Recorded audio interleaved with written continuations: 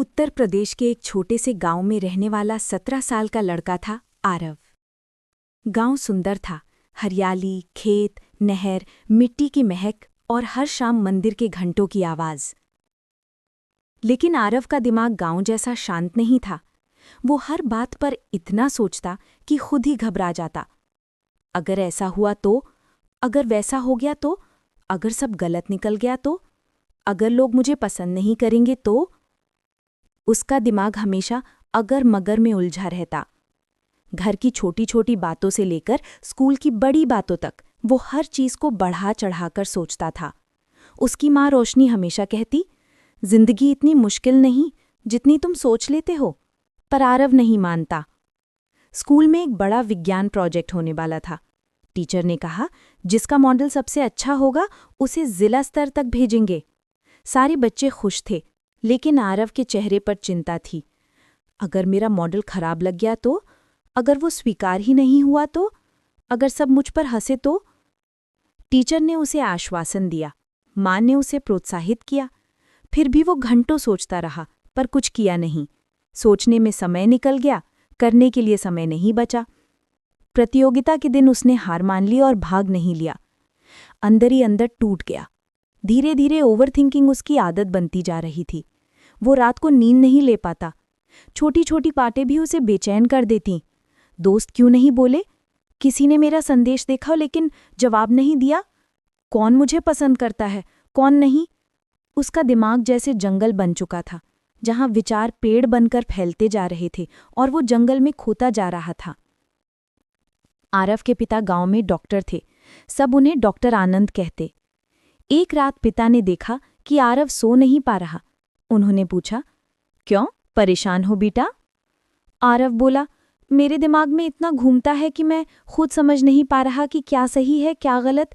मैं सोच सोच कर थक जाता हूं। पिता ने गहरी सांस ली और बोले, दिमाग एक घोड़े जैसा है बेटा, अगर काबू नहीं रखा तो गिरा देगा। आरव चुप रहा। कोई समस्या इतनी बड़ी नहीं होती जितनी हम सोच कर बना लेते हैं। पिता के शब्द दिल में उतरते जाते रहे। अगली सुबह पिता उसे खेत की तरफ ले गए। वहां गहरी सांस लेते हुए बोले, आरव, हर बात जरूरी नहीं कि सोची जाए। कुछ बातें बस महसूस करो और कुछ बातों को बस जाने दो। उन्होंने उसे कागज और पेन दिया। जब दिमाग में ज्यादा बातें हों उन्हें लिख लो, ताकि वो मन में भार बनकर न बैठें। आरव ने एक लिस्ट बनाई। क्या जरूरी, क्या केवल डर, क्या बेकार सोच? उसे लगा 90% बातें बेकार डर थीं, जिनका असल दुनिया से कोई संबंध ही नहीं। स्कूल में इस बार चित्रकारी प्रतियोगिता थी। पहले की तरह वो सोचता रहा, अगर मैं हार गया तो, अगर मेरा चित्र खराब लग गया तो, अगर दोस्तों ने मजाक उड़ाया तो। इस बार पिता ने कहा, डर से दूर भागो मत, डर से होकर गुजरो। ये शब्द उसे हिम्मत दे गए। इस बार उसने सोचा कम, किया ज्यादा। सुबह उठकर चित्र बनाया, अभ्यास किया, रंग मिलाए, भाव समझे। पहली बार उसे महसूस हुआ कि काम करने में मजा है, सोचने में नहीं। स्टेज बड़ा था, भीड़ थी, दिल धड़क रहा था, पर उसने खुद से कहा, मैं कोशिश कर रहा हूं, यही सबसे बड़ी जीत है। उसने सुंदर चित्र बनाया, सूरज, खेत, फूल, बच्चा, पक्षी। हर स्ट्रोक उसकी हिम्मत दिखा रहा था। इस बार वो नहीं हारा। उसके चित्र को दूसरा स्थान मिला। ये पहली बार था जब उसे खुद पर गर्व हुआ। आज उसके चेहरे पर चमक थी। टीचर ने कहा, तुम्हारे अंदर प्रतिभा है, बस डर से लड़ो। आरव सोच में डूब गया। मेरी लड़ाई दुनिया से नहीं, अपनी डर से है। घर लौटकर वो पिता से गले लगा। मैंने जीत लिया पापा।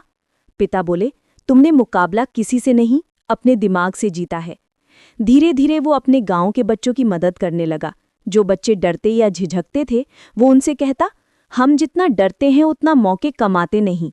सोच कम करो, करके दिखाओ। बच्चे उसे भैया कहकर सम्मान देते। एक शाम वो नहर के किनारे बैठा हुआ था। सूरज डूब रहा था। हल्की हवा चल रही थी। वो सोच रहा था, मैंने अपनी सोच को नियंत्रित किया जो पहले मुझे नियंत्रित कर रही थी। अब उसे पता था, हर बात पर सोचना जरूरी नहीं। हर डर असली नहीं होता। जिंदगी एक मौका है, डर की जेल नहीं। ओवरथिंकिंग इंसान को खुद से दूर कर देती है। हमें खुद पर भरोसा करना चाहिए। उसने खुद से वादा किया, मैं जिंदगी को सोचकर नहीं जीऊंगा, मैं उसे जी कर दिखाऊंगा। आरव का मन जो कभी जंगल था, अब बगीचा बन चुका था, जहां विचार पेड़ नहीं बल्कि फूल बनकर खिलते थे, जहां दिमाग दरिंदा नहीं बल्कि दोस्त था, जहां डर हथकड़ी नहीं बल्कि सीढ़ी था।